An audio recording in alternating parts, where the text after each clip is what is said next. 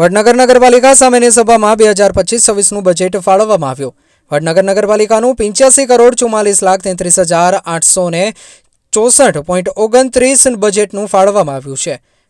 વડનગર નગરપાલિકાનું શનિવાર સાંજે 4 કલાકે સામાન્ય સભામાં વર્ષ 2025-26નું ₹85,44,33,864.29 બજેટ ફાળવવામાં આવ્યું છે। તેમાં વડનગર શહેરમાં પાણી અને રસ્તા માટે ₹10-10 કરોડ ખર્ચાશે। અંડરગ્રાઉન્ડ ગટર ₹8 કરોડ, સ્વચ્છતા માટે 5.44 કરોડની ફાળવણી કરાઈ। પાલિકાના નવયુવા પ્રમુખ મિતિકા શાહના અધ્યક્ષતામાં મળેલ બજેટમાં અંદાજિત આવકમાં વેરાની સાથે સરકારી ગ્રાન્ટોનો સમાવેશ થાય છે।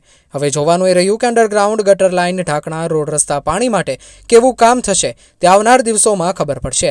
શહેર સ્વચ્છતા માટે જળવાઈ રહે તે માટે 5.44 કરોડની ફાળવણી કરાઈ છે।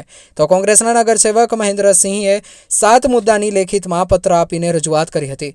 વડનગરમાં હવે કેવું કામ થશે કે શું તે પ્રશ્ન ઉદ્ભવે। અગાઉના નગરસેવકો તથા વહીવટીતંત્ર વખતે કોઈ કામ કર્યું નથી તો હવે નવનિયુક્ત યુવા ટીમ કેવું કામ કરશે ખરા। હવે વડનગર શર્મિષ્ઠા તળાવની સ્વચ્છતા થશે તેવું પ્રજાજનોને દેખાઈ રહ્યું છે।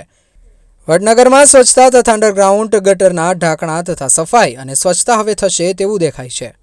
રિપોર્ટર જીગર પટેલ, વડનગર।